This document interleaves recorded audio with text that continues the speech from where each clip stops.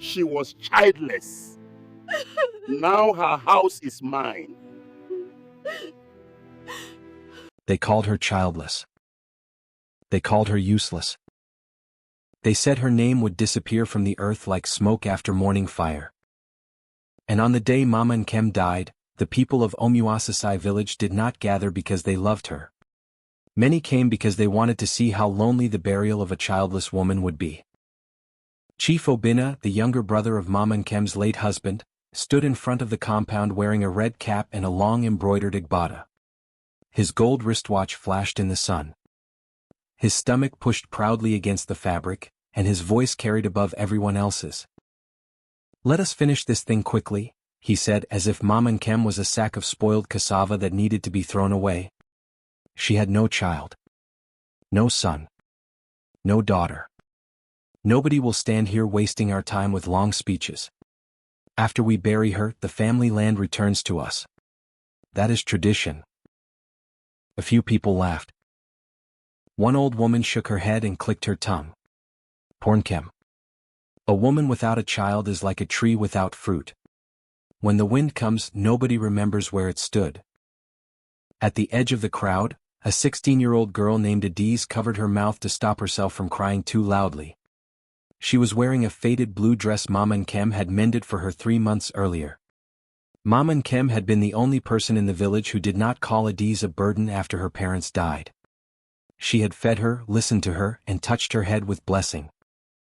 Pastor Ib opened his Bible with trembling hands. Even he seemed afraid of Chief Obinna. He cleared his throat and began, "We are gathered here today to commit our sister Nkemdalim into the hands of God." "Sister?" a woman whispered. "Which sister?" "The one who never gave her husband a child." Another replied, "At least her shame has ended." Adiz's tears fell onto the dust. Then, just as Pastor Ib raised his hand to begin the final prayer, a sound rolled into the village like thunder. It was not thunder. It was engines. Not one engine. Many engines. The village road, which usually carried bicycles, goats, and old motorcycles, suddenly trembled beneath the weight of 9 luxury cars. Black SUVs. A silver Mercedes. A deep blue Range Rover. A long Lexus. A white Land Cruiser with tinted windows. They moved slowly through the dust, shining like they had entered the wrong world. The laughter stopped. For the first time that morning, shame lost its voice. The plastic chairs creaked as people rose slowly, one after another, trying to see beyond the gate. Dust climbed into the air like brown smoke. Even the drummers, who had been tapping lazily because nobody expected a serious burial, let their palms fall silent on the skin of the drum. Adiz felt her heart begin to beat faster. She did not know who was coming, but something inside her whispered that Mama Nkem's story had not ended. The coffin still rested under the torn canopy, quiet and small, but the road outside was announcing something bigger than the village was ready to witness. Men turned. Women rose from their chairs. Children ran toward the gate, then froze when the first car stopped in front of Mama Nkem's compound. One by one the doors opened. 9 men stepped out. They were not ordinary men. Their shoes alone looked more expensive than the roof of the house where Mama Nkem had died. Their suits were dark and sharp. Their watches shone. Their faces were known from business magazines, television interviews, airport billboards, and charity events across Africa. Emeka Okonkwo, the technology CEO from Lagos. Tund Balogun, the logistics giant from Abuja. Kwame Mensah, the finance leader from Accra. Sefu Kamau, the agricultural investor from Nairobi. Dumabi Ease, the owner of 3 private hospitals. Chima Nwosu, the real estate developer. Kofi Adebayo, the Education Foundation founder. Malik Bello, the solar energy CEO. And Joseph Masiko, the mining services magnate from Johannesburg. The villagers stared as if kings had walked into a poor woman's yard. But the 9 men did not look proud. They did not wave. They did not smile. They walked toward the coffin with tears in their eyes. And before anyone could ask who they were, Emeka Okonkwo, the richest among them, fell to his knees beside Mama Nkem's coffin and cried like a child. "Mama," he whispered, placing his forehead on the wood. "Forgive me. I came too late." The crowd gasped. Chief Obinna's mouth opened, but no words came out. Then Tund Balogun stepped forward, removed his expensive cap, and said with a shaking voice, "Nobody will bury this woman as if she was useless. Not while we are alive." Kwame Mensah wiped his face with a white handkerchief. "She was the first person who ever called me son." Sefu Kamau said, "She fed me when I had no name in this land." Dumabi Ease touched the coffin and whispered, "She gave blood for me when my own relatives abandoned me." One by one, the men surrounded the coffin. Then, as the village watched in shock, all 9 CEOs began to argue. Not about money. Not about property. Not about inheritance. They argued over who had the right to carry Mama Nkem's coffin. "I will carry the front," Emeka said. "She paid my first school fees." "No," Tun said. "I should carry the front. She saved me from prison when I was 10. "You both met her after me," Kwame said. "She gave me her husband's last pair of shoes." "If sacrifice gives a man the right," Dumabi said, his voice breaking, "then let me carry her alone. She almost died so I could live." The village became silent. Even the wind seemed to pause. Chief Obinna stepped forward, anger rising to cover his fear. "What kind of drama is this? Who are you people? This is a family burial. Strangers cannot come here and touch the coffin of our brother's wife." Emeka slowly stood. He turned to Chief Obinna with eyes red from tears. "Strangers?" he repeated. "Chief Obinna, you called her childless. But you do not know how many sons are standing before you." That was the moment the story truly began. Because every village has 2 histories. There is the history people shout in public, and there is the history God writes in secret. In public, Mama Nkem was the barren widow, the woman people passed with pity, the woman children were warned not to become. In secret, she had been a bridge for broken boys, a shelter for rejected souls, and a mother to children whose names were almost erased by hunger, accusation, sickness, fire, and shame. To understand why CEOs were crying beside her coffin, the village had to walk backward through time. It had to return to the days when Mama Nkem still tied colorful wrappers, when her eyes still carried the shy happiness of a new bride, when she believed love alone could protect her from the knives hidden inside tradition. Long before the 9 cars came, long before the expensive suits and shining shoes, Mama Nkem had been a young bride with laughter in her mouth and hope in her hands. But in many villages, love for a new wife is a clay pot placed near the edge of a table. If a child does not come quickly, one careless word can break it. After 2 years, there was no pregnancy. After 4 years, the whispers began. After 7 years, the whispers became insults. Her mother-in-law would sit in the courtyard and say loudly, "A cooking pot that never produces food should not occupy the firewood." Okafor's younger brother, Obinna, who was then a thin, ambitious man with eyes full of greed, told anyone who would listen, "My brother married beauty, but beauty cannot inherit land. A woman must give sons." But Okafor loved her. Whenever the world wounded her, he held her hand and said, "Nkem, you are not empty. You are my wife. You are enough." For many years, those words kept her alive. Then sickness took Okafor. Okafor died on a wet Tuesday morning. At his burial, the family did not comfort Nkem. They looked at her like a failed investment. 3 months later, Chief Obinna came to her door with 2 elders. "You have no child," he said. "My brother's land must remain in the bloodline. You can stay in the small back hut until we decide what to do with you. But the main house and the farm now belong to the family." Nkem stared at him. "Your brother built this home with me. I carried sand. I cooked for the workers. I sold my goats for the roofing sheets." Chief Obinna shrugged. "Did you carry a son?" That question pierced deeper than any knife. The village expected bitterness to grow in her.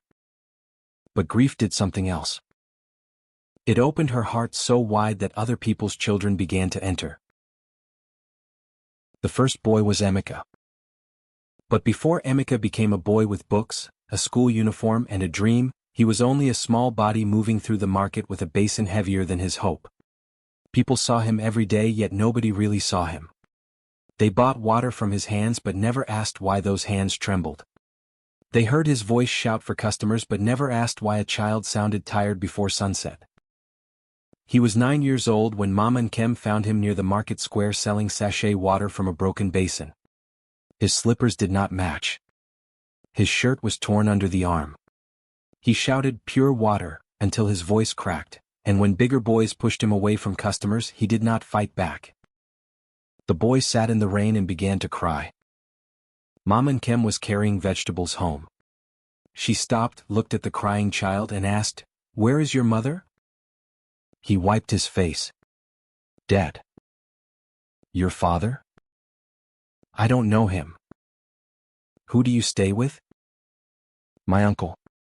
But he said if I don't sell all the water, I should not come back." Mama Nkem stood in the rain with him for a long moment. Then she placed her basket down, gathered the unbroken sachets and said, "Come." "Where?" he asked. "To my house. Even a goat knows to enter shelter when rain is beating it." That night she gave him gari and soup. It was not much, but he ate as if he had found a feast. She found one of Okafor's old shirts and cut it to fit him. She let him sleep on a mat by the cooking fire.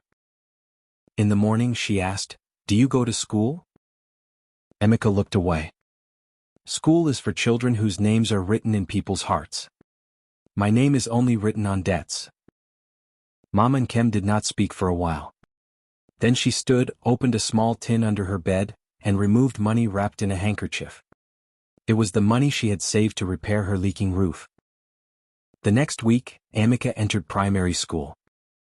When the teacher asked who would pay his fees, Mama Nkem raised her hand. Some villagers laughed. "A barren woman paying school fees," one said. "Is she now buying children from the classroom?" Mama Nkem ignored them. The second boy was Tund. He arrived in Mama Nkem's life through shame. One market day, people gathered around a young boy near the yam stalls. A trader had accused him of stealing money. The boy was thin, dusty, and shaking. Men slapped him. Women shouted. Someone said they should take him to the police station. Someone else said thieves deserved broken fingers. Mama Nkem pushed through the crowd. "What did he steal?" she asked. The trader held up an empty purse. "My money." "He was standing near my table." "Did you see him take it?" "He's a street boy." "What else do street boys do?" The crowd murmured in agreement. The boy cried, "Mama, I did not steal. I only asked if I could carry goods for small money." Mama Nkem looked at him. His fear was too pure to be practiced. Then she noticed something under the trader's stool. She bent down and picked up the missing purse. The crowd fell silent. The trader snatched it and looked embarrassed, but pride is a disease that hates medicine. "Even if he did not steal this one," the trader said, "he has stolen before. Look at his face." Mama Nkem stood between the boy and the crowd. A hungry face is not a criminal record. That sentence would follow Tund for the rest of his life.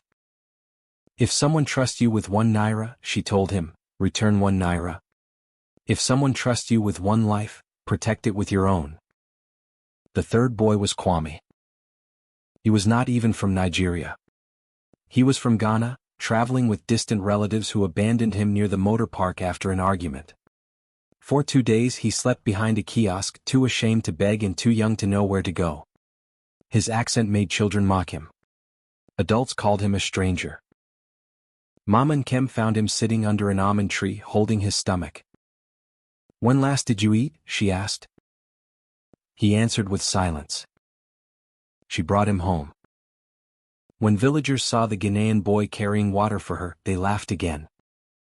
Nkem has started collecting foreign children, they said. Since her own womb is closed, she has turned her house into a bus station. The letter said, "My son Kwame, never let poverty teach you to lower your eyes. Look at people with respect but never with fear. One day you will sit at tables where decisions are made. When that day comes, remember the people still standing outside the door." Kwame kept that letter in his wallet for 29 years. The fourth boy was Sefu Kamau. He came during the year the rains failed. Food became expensive. The cassava harvest was poor. Even families with farms began to measure meals carefully. Sefu was the son of a Kenyan mechanic who had traveled for work and died in a road accident. The boy was stranded with other laborers moving from town to town. He was quiet, watchful, and hungry in a way that made his eyes too big for his face. Mama Nkem had only one pot of beans that evening. She was about to eat when she saw him near her fence, staring at the steam rising from the pot. "Come," she said. He shook his head, embarrassed. "I did not ask whether Shame is hungry," she said. "I asked you to come." She gave him half the beans. "The earth listens," Mama Nkem told him. "If you treat it like a slave, it will answer like an enemy. If you treat it like a mother, it will feed you." The fifth boy was Dumabi. His story was written in blood. He was 12 when he collapsed outside the village church. His relatives had brought him from another town for prayer because he had a blood disorder they did not understand. When the pastor said the boy needed hospital treatment, the relatives disappeared, leaving him on a wooden bench with a fever and lips as pale as ash. Pastor Ibe ran to Mama Nkem. "Nkem, we need help. The boy may die." Mama Nkem had no money. But she followed him to the clinic. The nurse said the boy needed a blood transfusion urgently. The blood bank was short. The relatives were gone. "Test me," Mama Nkem said. The nurse looked at her age, her thin arms, and shook her head. "Mama, you are not strong." "If my blood can knock on death's door and bring him back," she said, "then take it." Her blood matched. She gave until she fainted. Dumabi survived. When he woke, he saw Mama Nkem sitting beside him, weak but smiling. "Why did you do it?" he whispered. She touched his forehead. "Because you were breathing, and breath is God's property. We must protect it when we can." The sixth boy was Chima. Fire brought him. A cooking stove exploded in the poorer part of the village one Harmattan night. The flames ate through 3 rooms before the men could bring water. Chima lost his mother, his little sister, and everything he owned. At 14, he stood before the ashes of his home without a tear left in his body.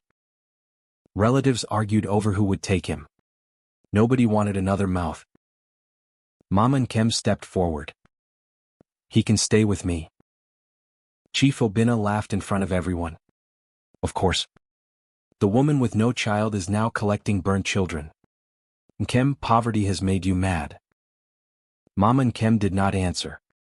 She took Chima's hand. Chima later became fascinated with houses. He would sit outside and draw buildings in the dust with a stick. Mama Nkem saw the drawings and saved money to buy him a ruler, pencil, and exercise book. When he gained admission to study architecture, she sold the small gold chain from her wedding day to pay his acceptance fee.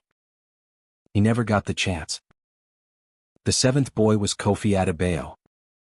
He was the brightest child in his class, but brilliance without money is like a lamp without oil. It shines for a moment, then darkness wins. Kofi had passed his secondary school exams with high marks, but he could not collect his certificate because of unpaid fees. His father had died. His mother washed clothes for richer families. The school principal gave him 2 weeks. Kofi came to Mama Nkem's vegetable stall and asked if he could work for her after school. "Why do you need work?" she asked. He told her. The next morning she carried a basket to the market. Inside were her best wrappers, 2 cooking pots, and a small radio Okafor had loved. She sold them all. When Kofi went to school to beg for more time, the principal said, "Your fees have been paid. Go and collect your certificate." Kofi ran to Mama Nkem. "Why?" he cried. "Why would you sell your things for me?" She smiled. "Things can be bought again. A child's future once buried is harder to dig out." The eighth boy was Malik. Malik was different. He did not talk much. He liked broken radios, torch batteries, wires, and old bulbs. People called him strange. Children laughed because he preferred fixing things to playing football. His father said he was useless because he refused to join the family business. One day Malik tried to build a small lamp using old battery cells. It exploded in his hand. His father beat him and threw his tools into the bush. Mama Nkem saw him searching for the broken pieces with tears in his eyes. "What are you looking for?" she asked. "My future," he said quietly. She helped him gather the wires. At night, while villagers slept, small sparks flashed in Mama Nkem's room. Malik failed many times. Each time he apologized for wasting space. Mama Nkem would say, "The sun also rises slowly. Continue." The ninth boy was Joseph Masiko. He was the last and the most unexpected. He came from South Africa with a group of miners contracted to work near the state border. There was an accident at the site. Men scattered. Joseph, then only 17, was blamed for a missing bag of tools because he was foreign and quiet. He ran, terrified, until he reached Omuasasai. People saw his torn clothes and unfamiliar accent and suspected him immediately. Chief Obina was among those who wanted him handed over to vigilantes. "Strangers bring trouble," Obina said. "Tie him until he confesses." Mama Nkem stepped between Joseph and the men. "Have you found the tools?" she asked.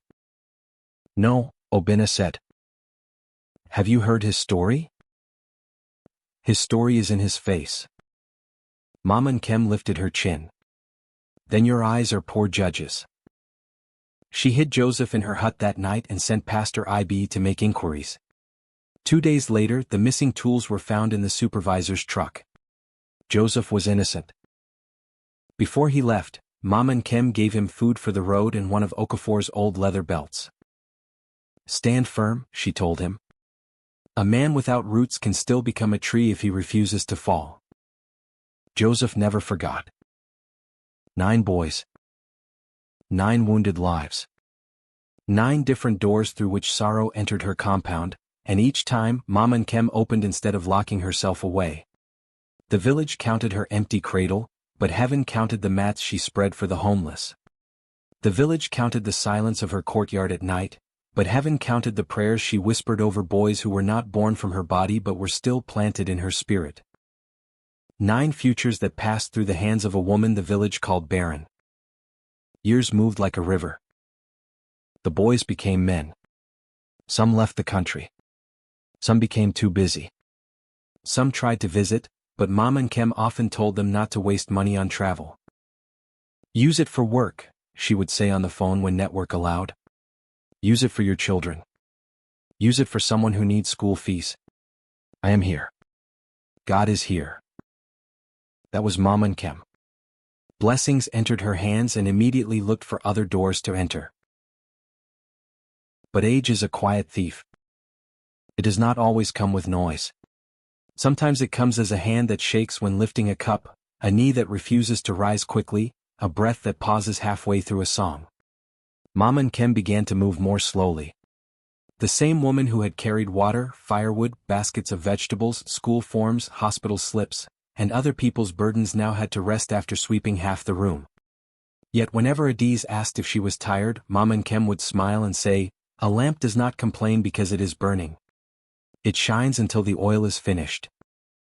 One night, under a moon thin as a fingernail, Adiz asked her, "Mama, does it still hurt when people call you childless?" Mama Nkem smiled sadly. "Words can hurt, my daughter. Even old scars remember the knife." "Then why do you keep helping people's children?" Mama Nkem looked at the stars. "Because pain must not always give birth to pain. Sometimes if you give it to God, pain can give birth to mercy." Adiz did not fully understand then. She would understand at the funeral. Dumabi's hospital card was in her tin box, but she refused to call him. He is saving many lives, she whispered. Do not disturb him because of my old bones. Pastor IB insisted. Mama, these men love you. Let them come. She shook her head. If they hear I am sick, they will leave their work and fly here. I have taken enough from them. Let me leave quietly. You did not take from them, Pastor IB said. You gave. She smiled. Then let my last gift be peace. But she did write one letter. Pastor IB looked at her. Who are they? Mama Nkem closed her eyes. You will know. For a moment, Adiz thought she was sleeping. Then she touched her and screamed. Adiz stared at him with disgust. He did not care. By evening, he had already announced that the burial would be small. No need for waste, he said. She had no children to impress. When Emeka answered from a board meeting in Lagos, Adiz could barely speak. Sir. Mama Nkem. The room around Emeka disappeared. What happened? Adiz sobbed. She is gone. They are burying her tomorrow. They said nobody will come. Emeka stood so suddenly his chair fell backward. Who said nobody will come? Within 1 hour he had called Tund. Tund called Kwame. Kwame called Sefiu. Sefiu called Dumabi. Dumabi called Chima. Chima called Kofi. Kofi called Malik. Malik called Joseph. Across cities and countries, meetings were cancelled, flights were booked, drivers were called, suits were packed, and grown men cried in private rooms. That was why 9 luxury cars entered Omuasasai on the day the village expected a lonely burial. Now they stood around Mama Nkem's coffin, and all the buried truth rose with them. It rose from old market paths, from hospital benches, from school offices, from the ashes of burned houses, from the shadow of false accusations, and from the small dark hut where a lonely widow had turned poverty into a ministry. The villagers who had come expecting a short burial suddenly found themselves trapped inside a testimony. Every tear on the faces of those powerful men was a witness. Every object they carried was evidence. Every memory was a judgment against the careless mouths that had mocked her. Chief Obinna tried again to take control. This is not a marketplace, he shouted. You cannot come from Lagos and Abuja and wherever else to disgrace our customs. She belonged to our family. Emeka turned slowly. Belonged? When she was hungry, did she belong to you? When her roof leaked, did she belong to you? When your children mocked her, did she belong to you? The villagers murmured. Chief Obinna's face tightened. Mind your words. I am an elder here. Tun stepped forward. An elder who insults the dead has already removed his own gray hair. A few people gasped at the boldness. Kwame raised his hand, calming them. We did not come to fight. We came to honor our mother. Your mother? Chief Obinna laughed harshly. Which of you came from her womb? For a second the air became sharp. Then Dumabi answered, his voice low. I came from her blood. Is that not enough? Silence. He removed his sunglasses and faced the crowd. When I was 12, I was dying. My relatives abandoned me on a church bench. This woman gave her blood until she fainted. I stand here because her blood entered my body. So when you ask if I came from her womb, I ask you, Chief Obinna, where were you when her blood became my second birth? Some women began to cry. Sefiu spoke next. During the famine year, she gave me half of her last pot of beans. I was not from this village. I was not from this country. But hunger speaks one language and she understood it. Today my farms feed thousands of people. The first seed was planted by her kindness. Kwame opened his wallet and removed an old folded letter, yellow with age. His hands trembled as he opened it. I have carried this for 29 years, he said. She told me I would sit at tables where decisions are made. I was a lost boy under an almond tree. She saw a man before the world saw a child. He read part of the letter. His voice broke before he finished. Kofi raised a school receipt, protected in plastic. This is the receipt for my final school fees. She sold her wrappers, her cooking pots, and a radio to pay it. If she had not done that, I would not have collected my certificate. Today my foundation has educated more than 12,000 children. Every scholarship is a child of her sacrifice. Malik held up a small broken torch, old and rusted. This was the first lamp I repaired in her hut. My father called my dream madness. She gave me a corner and said, "Make your light here." Today my company lights villages the government forgot. If you enjoy electricity in your homes, thank the woman you called useless. Chima stepped toward the coffin, unable to hold back tears. When fire took my family, people argued over who would be burdened with me. She did not argue. She took my hand. She sold her wedding chain so I could study architecture. I designed a house for her. I wanted to bring her into it next month. He stopped. His grief swallowed him. Tun placed a hand on his shoulder. Then Joseph Masiko spoke. His accent made the village listen more closely. I was a foreign boy running from false accusation. Some of you wanted me tied like a thief. She hid me, fed me, and proved my innocence. In my office in Johannesburg, there is an old belt she gave me. It is worth more to me than gold. She told me a man without roots can still become a tree. Today I have roots in many countries because she protected me in this one. Finally, Emeka faced the crowd. He did not bring out a receipt. He brought out a pair of small mismatched slippers, cracked and faded. The villagers leaned forward. "These were mine," he said. "I was selling sachet water in the rain when she found me. My basin fell. My uncle had warned me not to return without money. Mama Nkem took me home. She used the money meant for her roof to put me in school. Many of you laughed. You called her barren. But while you counted the children she did not have, heaven was counting the children she was raising." Adiz wept openly now. Even Pastor Ibe lowered his head. Chief Obinna looked around and saw the mood changing. Shame was entering the compound like slow smoke. But greed is stubborn. It does not surrender just because truth has arrived. He raised his walking stick. "Enough of these stories," he said. "Even if she helped you, that does not make you family. According to custom, the coffin will be carried by her husband's relatives. The land remains with us. After today you can return to your cities." The words were barely out of his mouth when Adiz stepped forward. Her hands were shaking, but her eyes were fierce. "You are lying," she said. Everyone turned.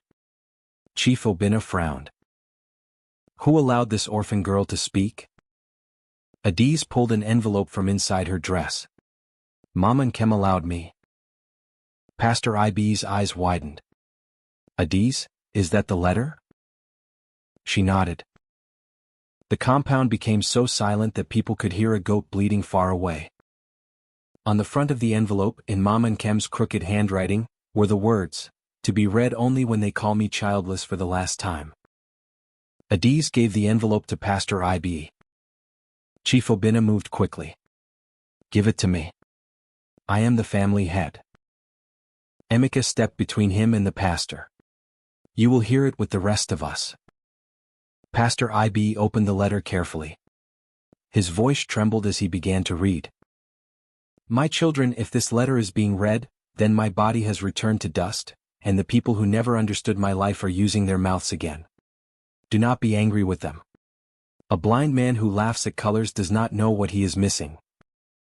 A wave of murmurs moved through the people. The pastor continued. "When I was young, I begged God for one child. I cried until my pillow became a river. I thought my life had no meaning because no baby cried from my breast. I thought I was a tree without fruit. But God, in His strange mercy, sent me children who were already walking, already wounded, already rejected." Emeka covered his mouth. Tun looked at the ground. He sent me Emeka in the rain. He sent me Tund in shame. He sent me Kwame in loneliness. He sent me Sefu in hunger. He sent me Dumabi near death. He sent me Chima through fire. He sent me Kofi with a buried future. He sent me Malik with a light nobody believed in. He sent me Joseph with fear in his eyes. I did not carry them in my womb, but I carried them in prayer. I did not nurse them with breast milk, but I fed them with everything I had. I did not give them my name, but I gave them my heart. Women began to sob. Some of the men looked away, ashamed of their own tears. Pastor IB paused, wiped his eyes, and read on. If my in-laws say I died childless, tell them I forgive them. They measured motherhood with the wrong calabash. A womb can be silent while a heart is full of children. A woman can leave no biological child and still leave a generation standing. Chief Obina's face had changed. The red cap on his head suddenly looked too heavy. To my sons, the letter continued, do not fight over my coffin. I know your hearts. Each of you will want to carry me. Carry me together. Let the village see that love has many shoulders. Do not use your money to humiliate anyone. Use it to lift children who are still where I found you. If you want to honor me, build something that will outlive my bones. Build a place where no child is told that poverty is the end of his story. Adiz pressed both hands to her chest. The CEO stood motionless. Pastor IB reached the final lines. And to Adiz, my daughter, do not believe anyone who says you are alone. I leave you in the hands of the sons God gave me. Study hard. Keep your heart clean. The world is cruel, but goodness is not weakness. Goodness is a seed. One day it becomes a forest. I asked God for one child. He gave me many. So when they lower me into the ground, do not say, here lies a childless woman. Say, here lies Mama Nkem, mother of sons, mother of strangers, mother of mercy. Pastor IB could not continue. The last words dissolved in his tears. For a long moment, nobody moved. Then Emeka knelt again. This time he did not kneel alone. Tun knelt. Kwame knelt. Sefu knelt. Dumabi knelt. Chima knelt. Kofi knelt. Malik knelt. Joseph knelt. 9 powerful men, men who commanded companies and signed checks that could change cities, knelt in the dust before the coffin of a poor old woman. The village watched, and something broke open in their hearts. The women who had mocked her began to cry into their wrappers. The men who had laughed at her loneliness lowered their heads. Children who did not fully understand the moment still felt its weight and became quiet. Chief Obina tried to speak, but his voice failed. Adiz looked at him and saw something she had never seen before. Fear. Not fear of the CEOs. Fear of judgment. Fear of realizing that he had spent years standing beside greatness and calling it shame. Emeka rose and faced the pastor. Pastor, with your permission, we will carry our mother now. Pastor IB nodded. Carry her, my sons. Chief Obina whispered, but custom? This time the oldest elder in the village, Papa Anazi, stood slowly with his walking stick. He was 91 and his voice was thin but clear. Obina, sit down. Custom without wisdom is just stubbornness wearing ancestral clothes. These men are her sons. Let them carry their mother. Nobody argued. The 9 CEOs moved to the coffin. Then Kwame remembered the letter. She said love has many shoulders, he said. So they arranged themselves. 4 at the front, 4 at the back, 1 in the middle helping balance. When the coffin rose, a sound came from the crowd, not a shout, not a song, but a deep breath, as if the village itself had been holding sorrow for too long.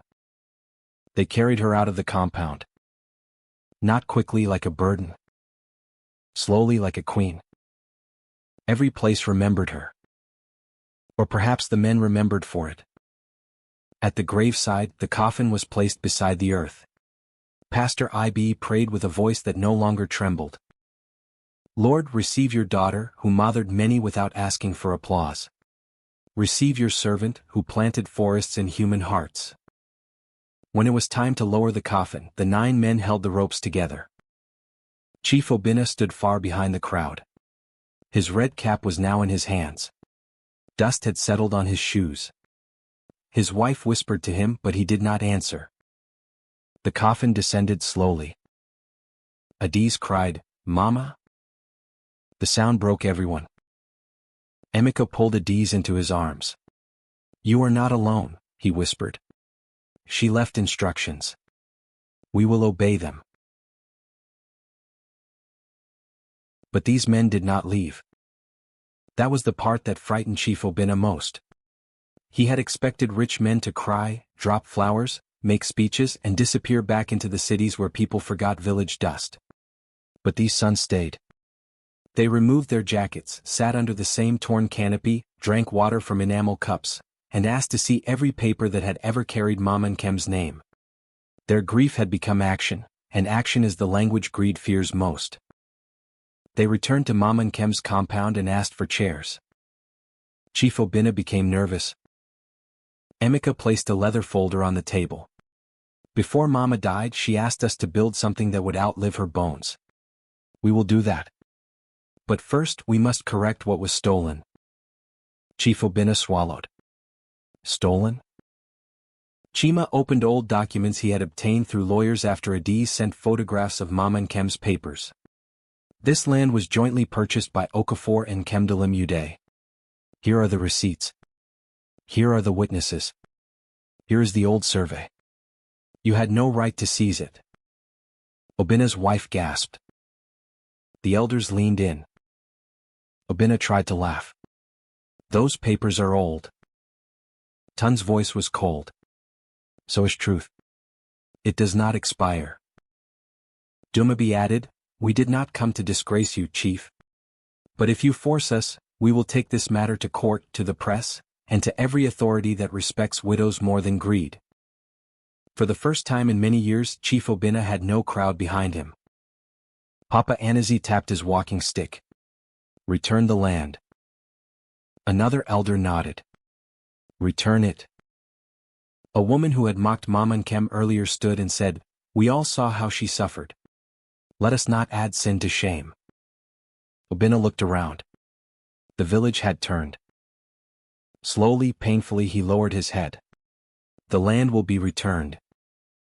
But Emeka was not finished. "Not to us," he said. "To Mama Nkem's legacy.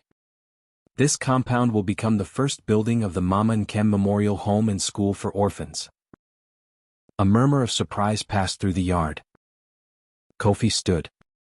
"My foundation will fund the school structure. Classrooms, library, computer lab. No child will be sent away because of fees." Dumabi said, "My hospitals will provide yearly health checks for every child." Malik said, "My company will power the entire place with solar energy."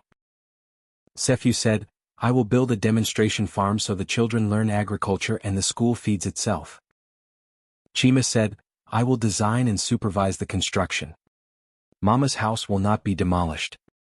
It will be preserved as a small museum of kindness."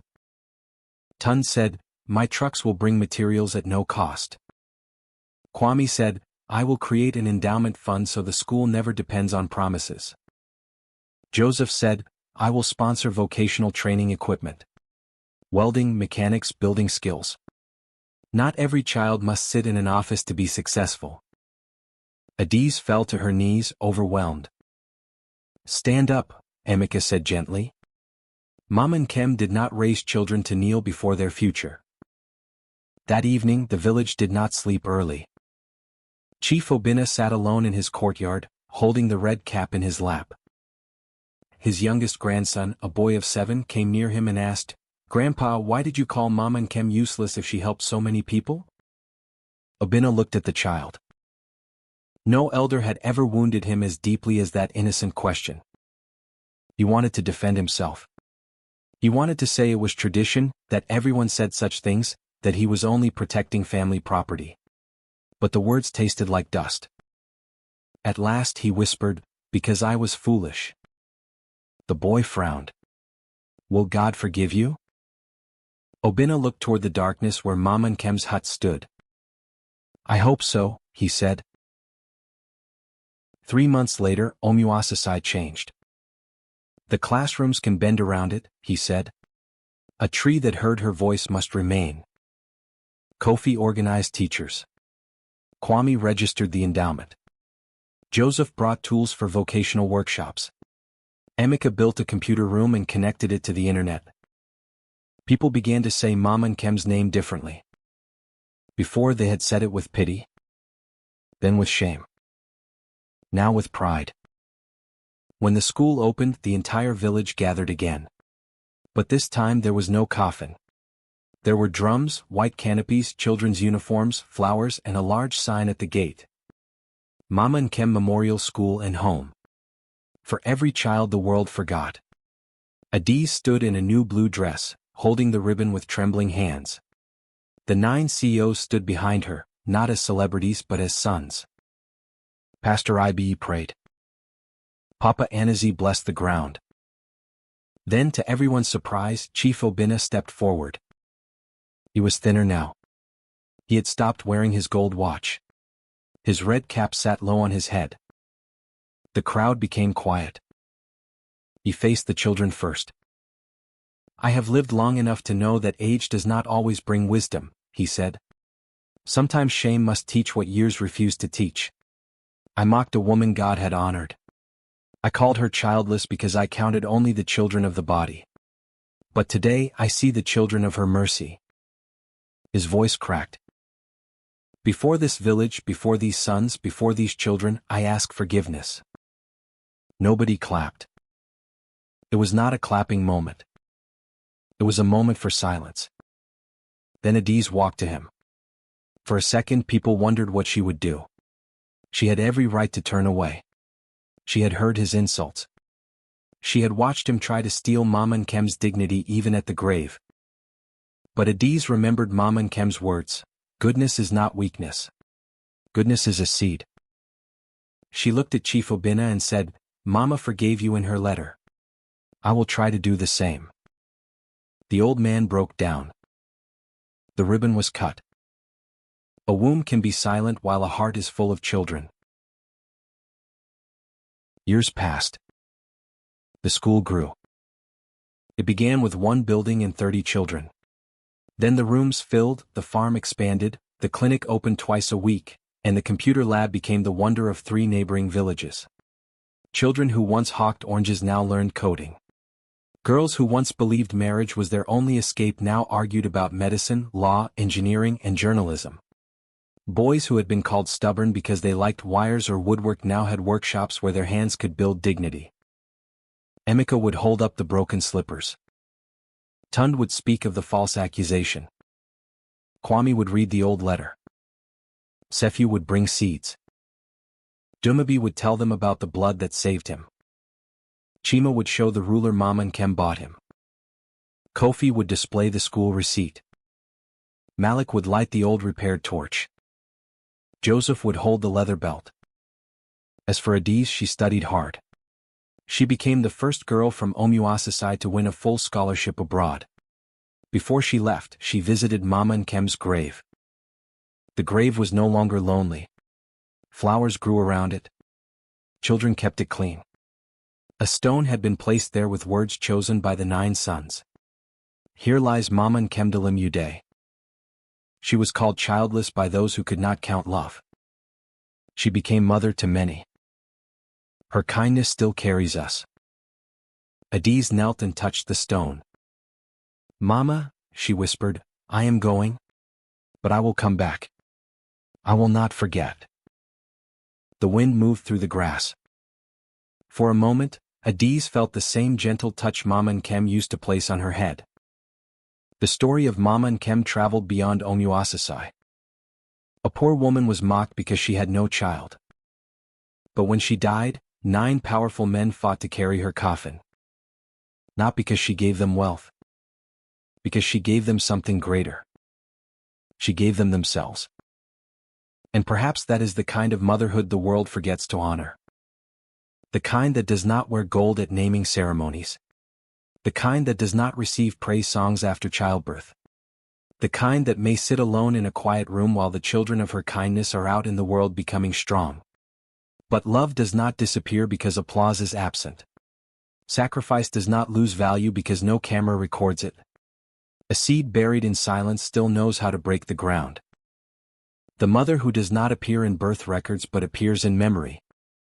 The mother who never hears a baby call her name but hears grown men say, "I survived because of you." The mother who owns little but gives much.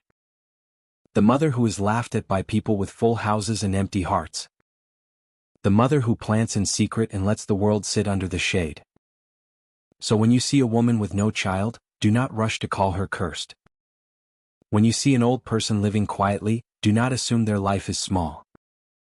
When you meet someone who gives without noise, do not mistake silence for emptiness.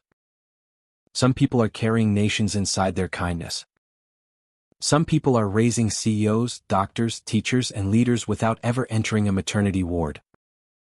Some people are not remembered by the number of children who bear their surname, but by the number of lives that stand taller because they once passed through their hands. Mama Nkem died in a poor hut. But she was buried like a queen. She left no biological child.